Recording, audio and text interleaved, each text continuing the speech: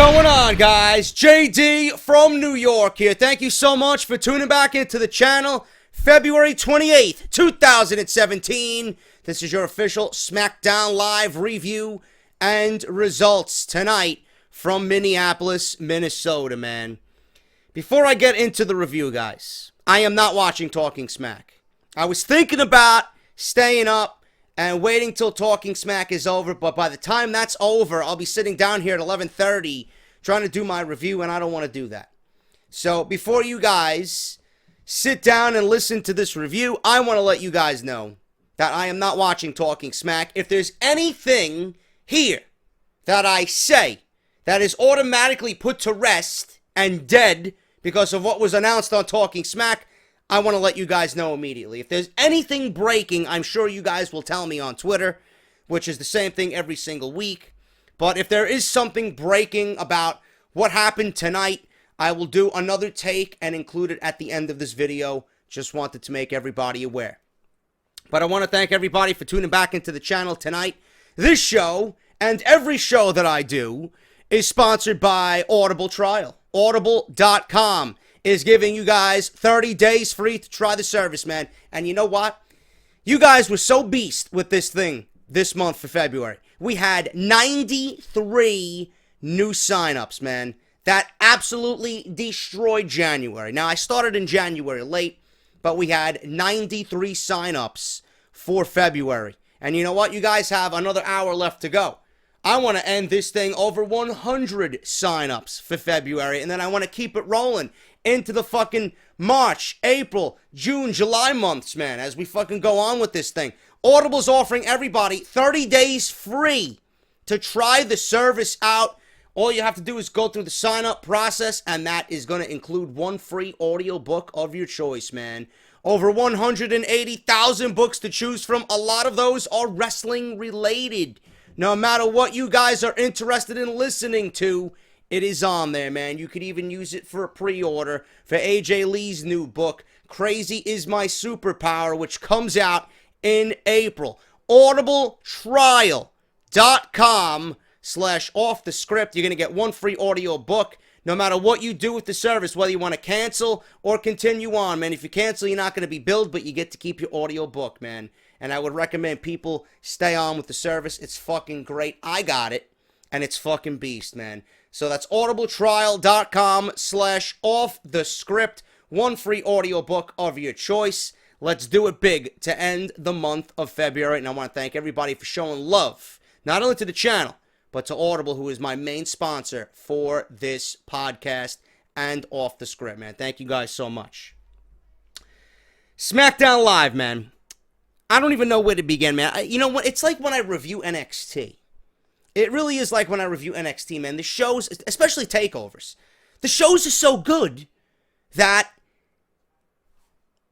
I wish it was like Monday Night Raw in some sense, because I complain and pick apart the show more when it's bad, and when it's good, you know, it seems like, you know, I come on here and there's really nothing for me to talk about. Everybody's in agreement. There's no disagreement. Everybody is enjoying the show. Everybody's really thrilled and excited about where they're going with SmackDown. I really can't offer anything different as far as an opinion goes. I can give you what I'm thinking and what I was thinking when I'm watching the show. But normally on Tuesdays, everybody agrees with me. Now, that's fine. That's fine. I like when we're friendly, you know, down-to-earth people. On Monday Night Raw, people got the bleach out, people got the pitchforks out, people got the fucking, the fucking grenades out, ready to go to war for Monday Night Raw.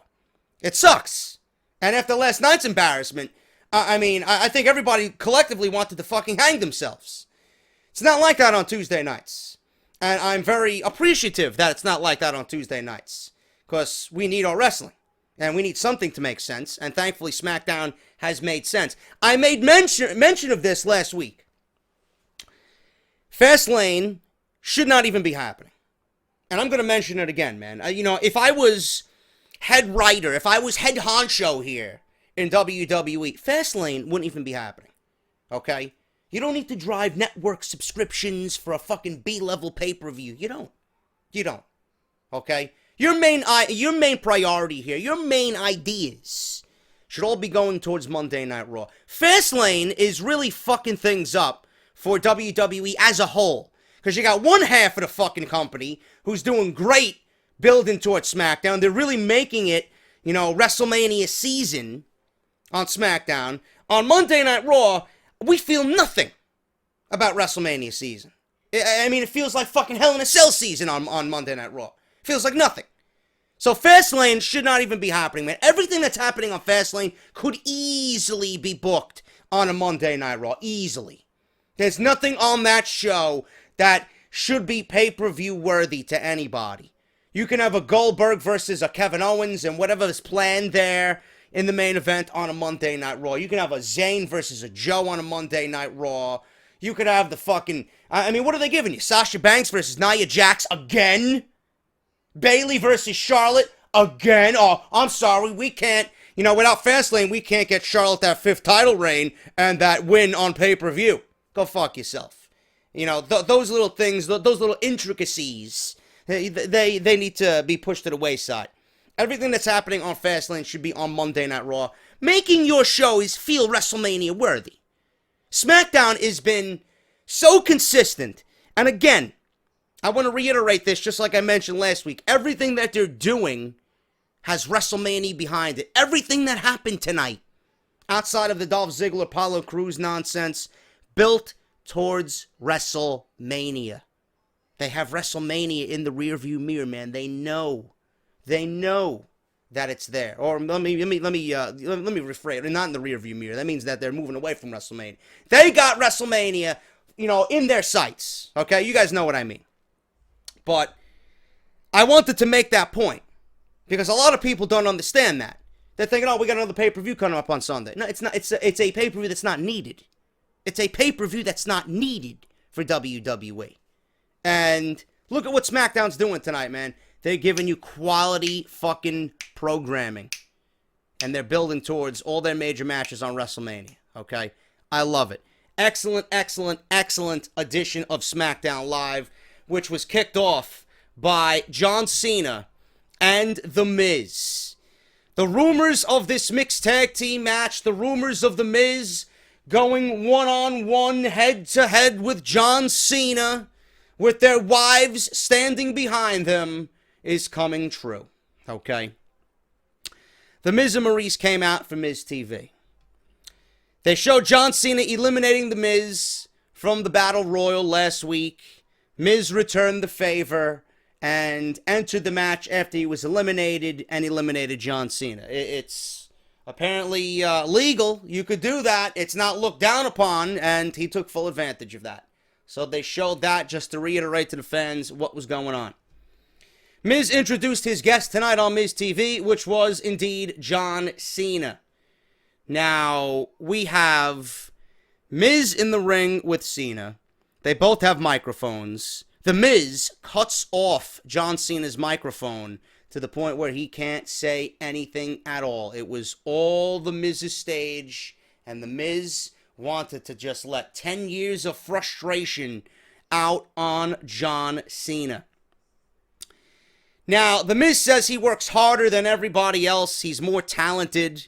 He accused Cena of manipulating everybody who gets in his way. And Miz feels that John Cena thinks of him as just another guy. Miz said that there was a time when he was main eventing WrestleMania against John Cena that he beat him. He beat him in the main event of WrestleMania.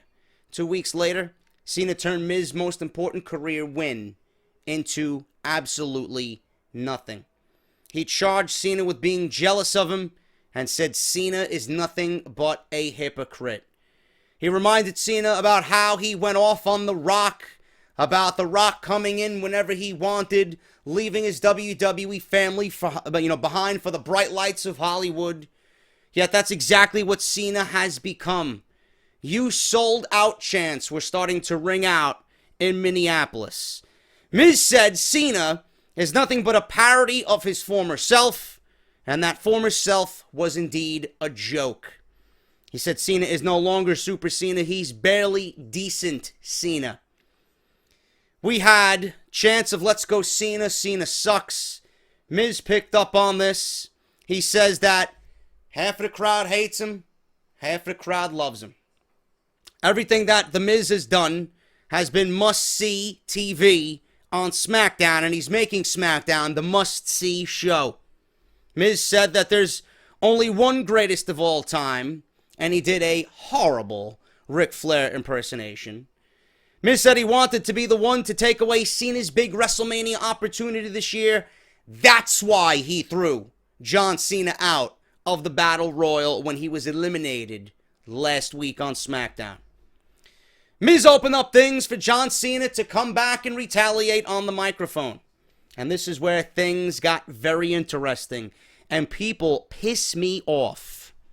They honestly piss me off every time they downgrade John Cena. I am not a John Cena fan. I have never proclaimed to be. Okay? But you guys, you just can't get off that fucking high horse that you're sitting on.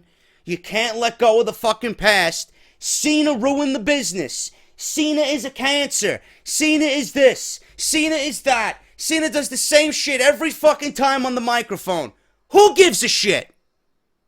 Who gives a fuck? Respect the guy for the fucking work that he's putting in. Okay?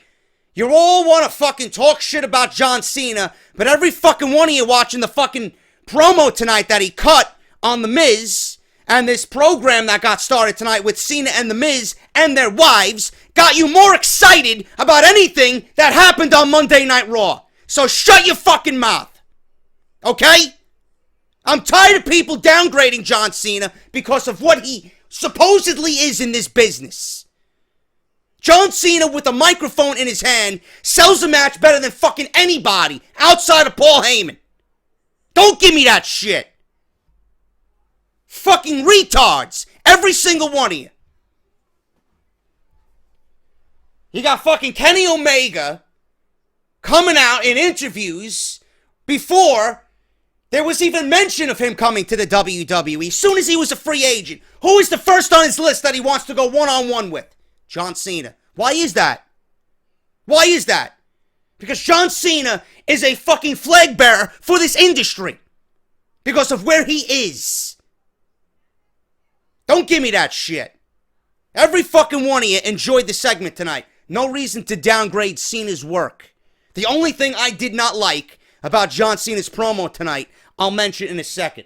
Because it just shits all over the hard work that we all know The Miz did on SmackDown Live. Okay? Oh, JD, John Cena doesn't put over young talent. Who gives a shit? Who gives a fuck? Do you work for WWE? Are you making the moves? Are you making the business decisions? No, you're not. Neither am I. We can either bitch or don't watch. I'm not gonna fucking sit here and tell you I'm not watching WWE because of decisions made for John Cena's character, or that he's a 16-time champion, or the fact that he can't do a Hurricane Rana correctly, or the fact that he's sloppy in the ring. Who gives a shit? The fact that the guy's gotten better with age says a lot. The fact that the guy's work ethic has gotten better and better year in and year out, I noticed that. But you people are stuck on, oh, he buried Bray Wyatt, or he buried this guy, or he buried Rusev, he buried Kevin Owens. Give me a fucking break. Who was it that wanted to put Bray Wyatt over twice in a span of 48 hours? Was it AJ Styles? No. Was it Roman Reigns? No. Was it Seth Rollins? Triple H? Huh? Who was it? Oh, that's right. It was John Cena. John Cena took the pin at Elimination Chamber. He took the pin.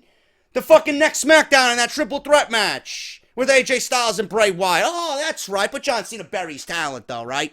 Go listen to Xbox podcast. He was backstage and said that John Cena absolutely demanded to put over Bray Wyatt on SmackDown Live in that triple threat match. Oh, but Cena's not for the business, though, right? Cena's not for the business. Yeah, but you guys can continue talking about how John Cena's a cancer in WWE, right? He shut everybody up with his promo tonight. He shut everybody down with his fucking promo tonight. Everybody. Okay? Now, moving on, Cena on the microphone said The Miz is simply a parody of everyone that has been a big deal in this business. And I'll get to that in a second. John Cena also said for over a decade that he's been hearing the "you can't wrestle" chants, that, oh, you're leaving for Hollywood, even though you can't act, you're still trying to make it in Hollywood. The fact that he manipulates everybody in the back, that he politics his way to the top, right? Even The Miz mentioned that. Oh, you come back after going to Hollywood and you're granted a WWE Championship title shot at the Royal Rumble. You win the title shot. You're in the record books because you manipulate and you politic yourself into these top spots.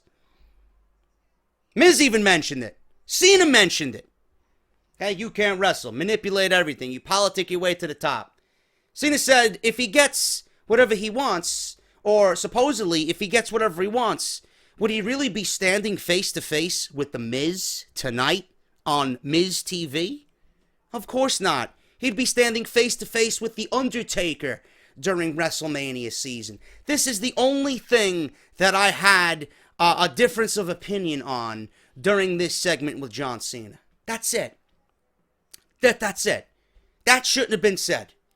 Okay? Number one, that makes The Miz, or that downgrades The Miz to nothing but, just a waste of time for John Cena during WrestleMania season. Number two, you're trying to compare The Miz to The Undertaker, and you're making like The Miz is not an ideal opponent for John Cena, or The Miz is not on the same level as John Cena, which he's not. But that doesn't give you the right to fucking downgrade the guy after he's worked his ass to the fucking bone to not only bring prestige back to the Intercontinental Championship, which he did, but he resurrected his dead fucking career. So why would you even mention that? Why would you slide that in there? I mean, it was a savage fucking comment, don't get me wrong. I mean, I appreciate the fucking savagery that was that comment. But I wouldn't have said that, because you got to look after The Miz more so than you do John Cena in this situation. I just felt that made The Miz look a little bit, you know what? The Miz is a fucking joke. The Miz much rather, or John Cena much rather be standing here with The Undertaker than The Miz. You don't want to give off that perception. You want to make The Miz, a quality opponent for John Cena, if that's where they're indeed heading here, which we all know that they are. So I didn't like that at all. That could have been left out of the promo tonight. Now, Cena said, you can't fake what you have here. You can't fake heart. By this point, Cena had the crowd cheering for him. He brought up Miz's real-world ties that got him into the WWE. He tried to steal Jericho's personality. He stole Ric Flair's figure 4. He stole Daniel Bryan's offense and his charisma. He's stealing what AJ Styles has been saying he's been for the last 6 months. And John Cena said this to The Miz: "You're nothing but a dude dressed up as a dude playing another dude." I wouldn't go that far. I think The Miz has his own personality. I think The Miz has his own character. But Cena wanted to be a fucking savage tonight. I don't really care about that comment. I care about more so what he said with the comparison to The Undertaker. You really think that, if I was politicking my way to the top, I'd be standing here next to you on Miz TV? Of course not. I'd be standing here with the fucking Undertaker. I don't like that comment at all. I know that comment's going to get heat by a lot of fucking people when they look back on this show. It's going to be a major talking point all week long. I just know. With every fucking podcast, with everybody reviewing this show, they're going to focus on that one thing. I don't want you guys to focus on that one thing. That one little fuck up here does not take away from how great this promo segment was. Just want to make mention of that. Cena said The Miz is a trend-hopping, joke-stealing, unoriginal shell of a former WWE superstar. He had to get knocked down the same amount of times. The Miz got knocked down the same amount of times as Cena got knocked down. But while The Miz, blames others for his failures, John Cena gets right back up and keeps on fighting. Next time you want to talk to me, don't bring a knife to a gunfight. You're not The Undertaker. But if you press me again, you will be a dead man. John Cena was fucking more savage than anything tonight, man. Really. A lot of Undertaker references tonight, which Cena would have loved that match. I'm pretty sure The Undertaker wants that match eventually as well. But we're getting The Miz and John Cena. Okay? After this entire thing with Miz and John Cena, which was fucking beautiful to open this show, Maryse took the microphone. Cena was about to leave the ring. Maryse said, whoa, where you going? Where you going? Maryse chased Cena down, and she said that Cena doesn't leave the ring until she says he can leave the ring. She said Cena wishes he was half the man my husband was. She said Cena's ego is the problem. Bigger the ego, apparently. Smaller the package. I don't know about all that, but maybe we should ask Tom Phillips. Phillips, where's your lifeline, bro? Is that true? Apparently you got a big ego.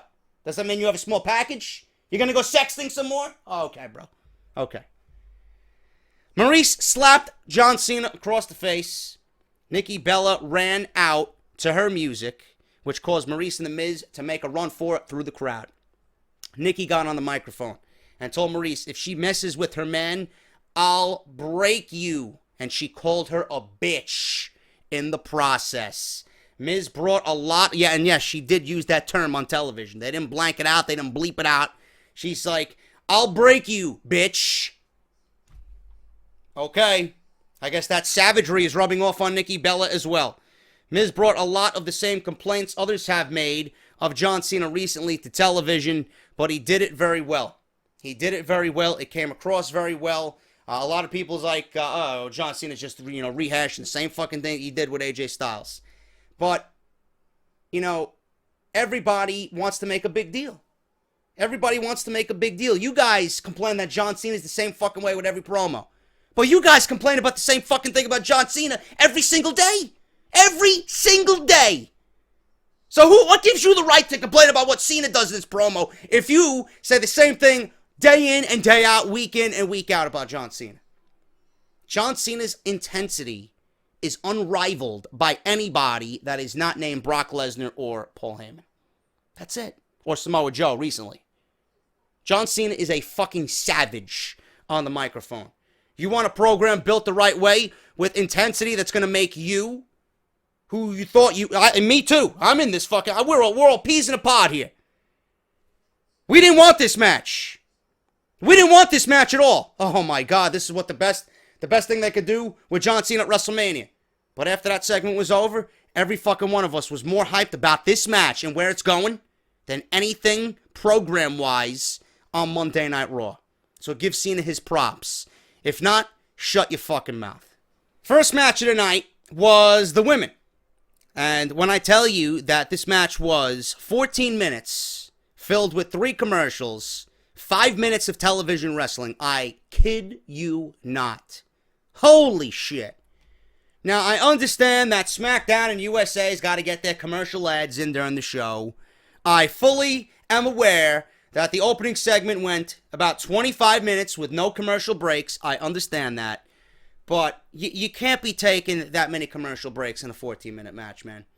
You can't. I'm sorry. You gotta eat a loss here and there. We watch television, we watch SmackDown, not to watch the commercial breaks. We want to see what the fuck's going on as we head towards WrestleMania. How was there any story to this match outside of what we've seen? There was nothing. Absolutely fucking nothing. I don't even remember how the second fall ended. That's how many commercial breaks there were. All I remember is the first fall and the third fall. And I'm not even going to go over the match because there was really no story built upon what these women were doing in the ring. You couldn't tell it. There was no story here outside of fucking commercial. First fall went to Mickie James jumping DDT. She went up 1-0. That was about 7 minutes. Okay? So it took 7 minutes to get to the first fall. Second fall looked like Mickie James was about to go off the top rope for a seated senton. She landed on her feet, but Mickie James missed it. Becky Lynch avoided it as she came off the top rope, rolled her up immediately for a pinfall, and that was at 13 minutes. So the second fall went to Becky Lynch. Now we're tied 1 fall apiece. We're up into the third and deciding fall. We're getting towards the end of the match. Alexa Bliss comes out and is going to try and help Mickie James win via distraction. She's got the referee distracted. I don't know who the fuck would care about what's going on in the ring. The referee had the right idea. I would be distracted with Alexa Bliss too if I was the fucking referee of this match. Who the fuck wouldn't be? But Alexa Bliss had the referee distracted, okay? Now, Lynch tried to confront Alexa Bliss. Like, what the fuck you doing on the apron? So Mickie James seen an opening. She tried to spear Becky Lynch, but she nailed Alexa Bliss instead. Lynch moved out of the way. The referee moved out of the way. Mickie James missed the spear, knocks Alexa Bliss off the apron. And Becky sees an opening. She goes for a roll-up for a near fall. She turns the roll-up into a disarmer, and Mickie James taps out. So Mickie James loses due to the distraction or the failed attempt at a distraction from Alexa Bliss, and Becky Lynch wins the 2 out of 3 falls match, which was hampered down and destroyed by commercial break. If anybody wants to know what happened in the match, that's exactly what happened, man. All you need to know is exactly what I went over. There was nothing to the match whatsoever. Really can't be doing that, man. The same thing last week with Natalya and fucking and Nikki Bella. You know, a falls count anywhere match. A match can end at any given time. You're going to take 4 commercial breaks during that match. And it's a blow off to a feud. Here we got a 2 out of 3 falls match. Anything could happen in a 2 out of 3 falls match. But, listen, they'd rather get their commercial ads in. They went 25 minutes with no commercial breaks with the Cena, Miz stuff. Fine. Fine. I said my piece. I want to see the women. Okay? Especially for 2 out of 3 falls. You don't see a 2 out of 3 falls match every week on SmackDown. Why ruin it? Spread your commercials out. Do a bit better on that. We have Luke Harper cutting a promo in the backstage area with fucking lights hanging from above. And he says that he has new eyes. I wish I had new eyes after fucking watching Monday Night Raw last night, I'll tell you that. And he can see what true evil is. I see true evil every fucking Monday night, Luke. I tell you, bro. It's not a pretty sight, man. It's not a pretty sight, so I'm hearing you. I'm feeling you, bro. He said he's not afraid of Bray Wyatt. I'm afraid of Monday Night Raw, though. I think everybody is. Raw's awful. Fucking Raw's nothing but a fucking running circus. It's a fucking joke. He then said that they will face off at WrestleMania. He and Bray Wyatt will. Wyatt will be very afraid of him. I want to hear more of Luke Harper, man. I think Luke Harper is coming into his own, bro. I want to hear more of him. I want to see more of him in the ring, especially after the display that he showed us tonight on SmackDown Live. Luke Harper is coming into his own, man. Now, we have... what are we doing here? What do we got here? My notes are all fucked up. Yeah, we had a backstage segment with Alexa Bliss. Dasha Fuentes asked Alexa Bliss what happened, you know, with the distraction, the failed attempt at a distraction. Alexa Bliss made another Oscar reference, just like the New Day did. They can't get over this mainstream garbage, right? Who gives a shit about the Oscars? Did you watch the Oscars? Of course you did. Who gives a shit? It's all scripted garbage, just like the WWE. She questioned Dasha's initial line of questioning. Bliss faked as if she was giving an acceptance speech at the Oscars, and then all of a sudden Natalya walks in and, you know, told Dasha Fuentes to go away. Natty said that they both had big victories last week and that they're both winners. Natty hinted that she was coming after Alexa Bliss's title, and then poked Bliss on the nose as she walked away. I wouldn't mind seeing Natty in a title feud, but would you really feud Natty with Alexa now, being that Alexa is a dastardly bitch-like heel, and Natty is a heel? Do you want to see 2 heels go at it? I don't think that's right for right now. Maybe they put Natty in like a multi-woman match at WrestleMania, and that's what she means. But I don't want to see anything with Natty turning back to a babyface. I like bitch Natty. I think she's great in her role. She needs to remain a bitch. She needs to remain a heel. No question, okay? So hopefully that has nothing to do with Natty turning again and going after Alexa's title as a babyface. I don't want to see it, and I'm sure neither do you guys. Renee Young interviewed AJ Styles. Styles said that his match with Harper tonight is bogus, and Harper's feet clearly hit first. Now, we all know that's not true. But I think that's going to come into play next week after we talk about what happened next with AJ Styles and Luke Harper. Said he will take his rightful place in the main event of WrestleMania. Luke Harper and AJ Styles took place at the 9 o'clock hour. And I was confused at why this went on first before the main event spot We had Bray Wyatt and Randy Orton in the main event spot, which, I guess, Bray Wyatt's a WWE champion. He should be featured last. But I figured this would be the main event. I thought this was spotlighted as the main event. But then I thought, you know what, Donald Trump is speaking tonight. They maybe wanted to get this out of the way because this was a bigger deal. I don't know. But whatever the case may be, we're getting Luke Harper versus AJ Styles at the 9 o'clock hour. Let me tell you something about this match, man. I'm not going to go over what happened here. I'm not going to go over the match move for move. But Luke Harper is very impressive. I will say that, man. He's coming into his own, like I said before.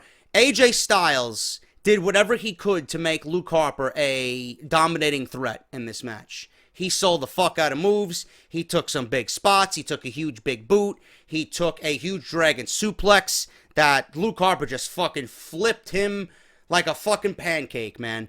Luke Harper is dominating. Luke Harper even delivered a great drop kick to AJ Styles. So, Luke Harper, if they want to continue pushing him as a babyface, man, he got some nice reaction tonight. I will say that. We had a phenomenal forearm end this match. And I use the word end loosely. AJ Styles got the pin. 1, 2, 3. Now, Luke Harper was by the ropes. He did a nonchalant cover to AJ Styles, but Luke Harper got his foot on the ropes. Referee did not see it. He was positioned somewhere behind AJ Styles. He didn't get the foot on the rope deal, and he didn't see it. AJ celebrated as if he won the match. Cue Shane McMahon's music. Shane McMahon comes out, and he says, no. This is for number one contendership for WrestleMania. We're not ending that match that way. Restart the match right now. Luke Harper's foot was on the rope. So we get a second match between these guys, okay? So, we had AJ Styles on the outside arguing with Shane McMahon. I'm thinking, all right, here we go. This is the feud everybody did not want, right? So AJ is arguing with Shane over Shane restarting the match. Luke Harper comes outside, goes for a super kick, misses AJ Styles. AJ Styles ducks out of the way. He kicks Shane McMahon's head into the fourth row, man. You heard the fucking smack of Luke Harper's boot nail Shane McMahon. I don't know if he got him in the jaw, the face, or on the shoulder, but it was fucking loud. Shane McMahon was knocked the fuck out. AJ Styles took advantage of this. Next thing you know, we're doing a fucking 450 springboard off the ropes, does Styles. 1, 2, 3. Thanks to the distraction, AJ took advantage, pinned Luke Harper 1, 2, 3 after the 450 splash, and that was it. AJ Styles is going on to WrestleMania in the main event to challenge Bray Wyatt for the WWE Championship. After the match, Luke Harper was so upset, he took the announce table, the little piece that they usually rip off first there that's got the Smackdown logo on it. He was tossing that shit around. He was very frustrated about how things went. Okay? Now, I don't know what's happening on Talking Smack. It's 10:55. We might be getting some breaking news right now. I don't know. But I honestly think right now, the way things are, it's either two things. It's either what I originally had said.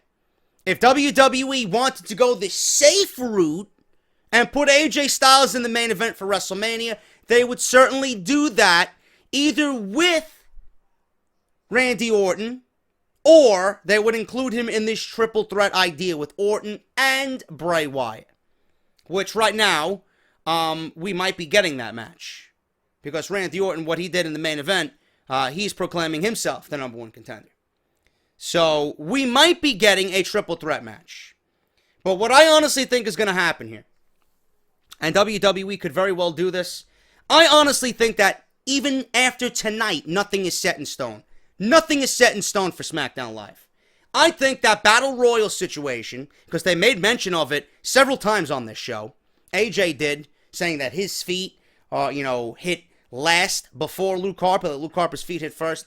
They brought this up several times, so back in my mind, I'm thinking, I think this is going to come into play again. I honestly think it's going to come into play again. I honestly think next week Shane McMahon is going to be a dick about it.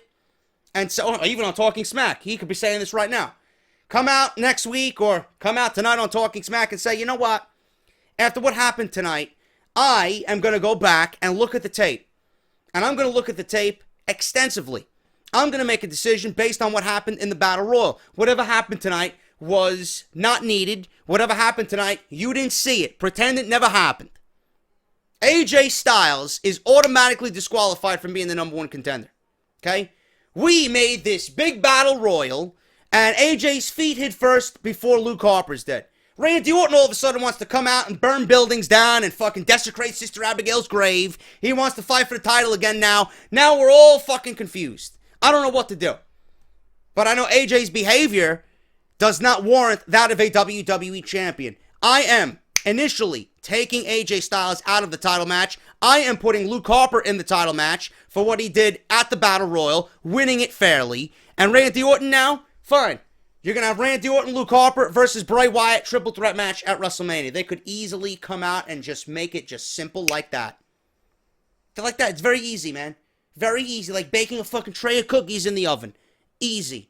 And you know what? It smells good. I like it. I like it. So that sets up the triple threat. That sets up AJ versus Shane McMahon. Now, if you want to get funny with it, Nakamura.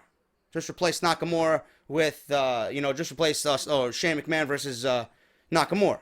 Or Shane McMahon versus AJ versus, Nakamura instead. That's what I would do. But, I'm not fantasy booking here. I got to talk logically. I got to talk about how WWE is booking SmackDown Live, and that's what they're probably going to go with. McMahon wants his son at WrestleMania. It's going to be Shane versus AJ. So there you go. Very simple solution to that. I honestly think that Battle Royal is still going to play a huge part in this build, and they're going to go back to that, and they're going to harp on it, and they're going to just base their decision on that to get Luke Harper in the triple threat match. That's what I'm thinking. So let me know what you guys think about that. We have Dean Ambrose comes out. He was supposed to fight Kurt Hawkins. Never happened. Kurt Hawkins was already in the ring. He eats a Dirty Deeds, and he's taken to the back. No match happened. Ambrose says that he's learned many lessons in life over the years. He tried to be a comedian here.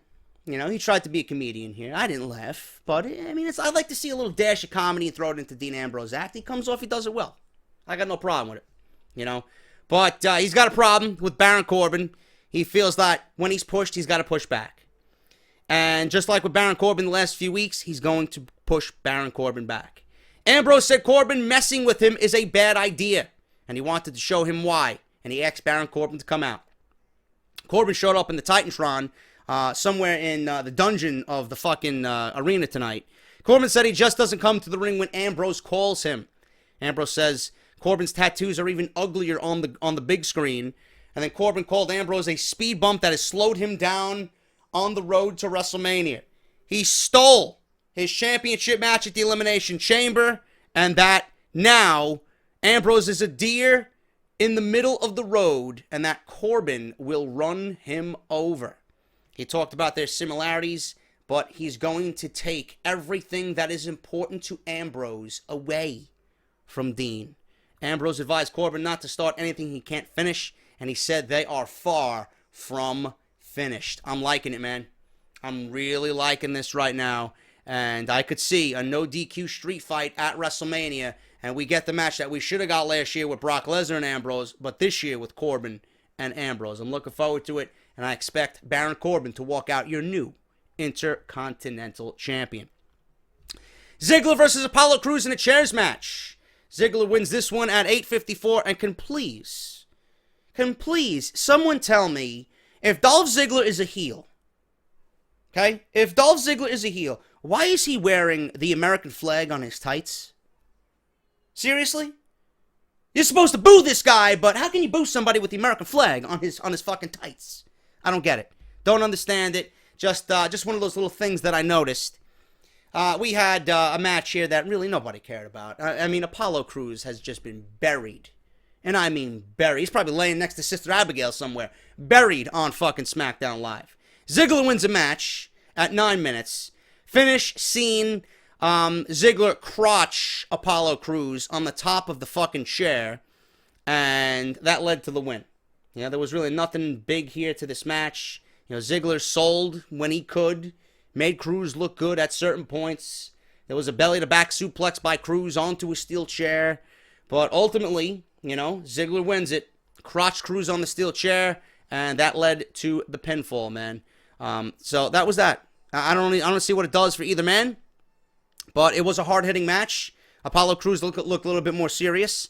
And Ziggler is still directionless. I don't know what the fuck they're doing with him. Ziggler just needs a complete fucking makeover, man. He needs a complete fucking makeover.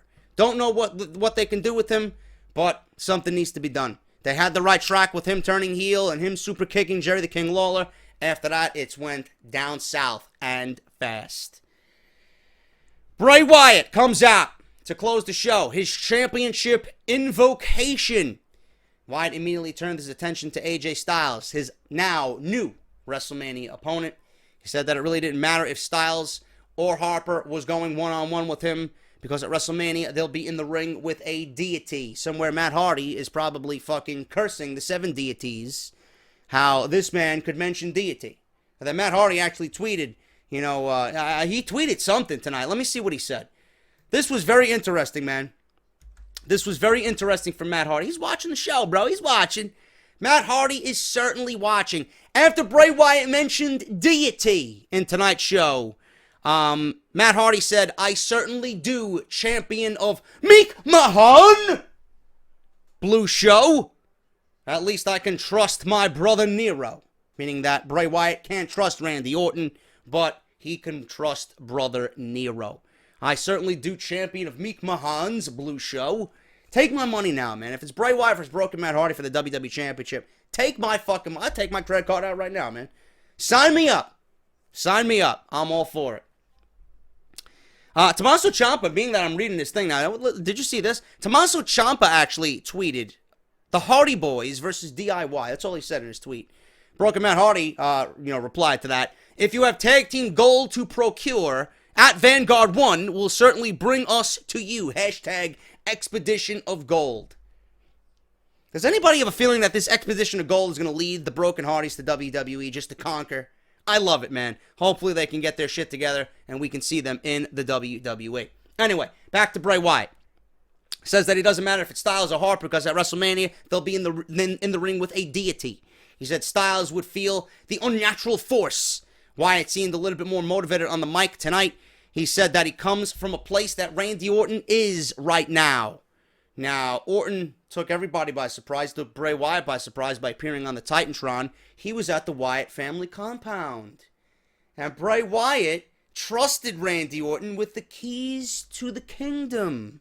So what did Randy Orton do with the keys to the kingdom? He took the fucking keys, and he's standing there in the kingdom, and he's standing there next to a fucking rocking chair that doesn't want to stop moving. He's in a barn, dressed in black, in the middle of the night, with a fucking rocking chair, rocking back and forth. Okay? He said that you can smell the stench of evil in the air. He said it's Bray's world, but it's not his. It never was. Randy did say, if you can't beat him, join him. But at the right time, he said, screw him. Underneath the rocking chair, he says, lies the remains of Sister Abigail. He said, likes the sister of Satan himself, Abigail, he mentioned. He called her the sister of Satan. He said that he would put to rest directly beneath his feet. Finally, Sister Abigail, once and for all. Orton picked up a fucking pickaxe he was fucking Chris Barnes. You know, ever listen to that fucking song off the Bleeding from Cannibal Corpse, The Pickaxe Murders? There you go, it's Randy Orton. Orton's got a fucking pickaxe in his hand. He asks Wyatt how long it's been since the maggots and worms have been eating at Sister Abigail's flesh and bones.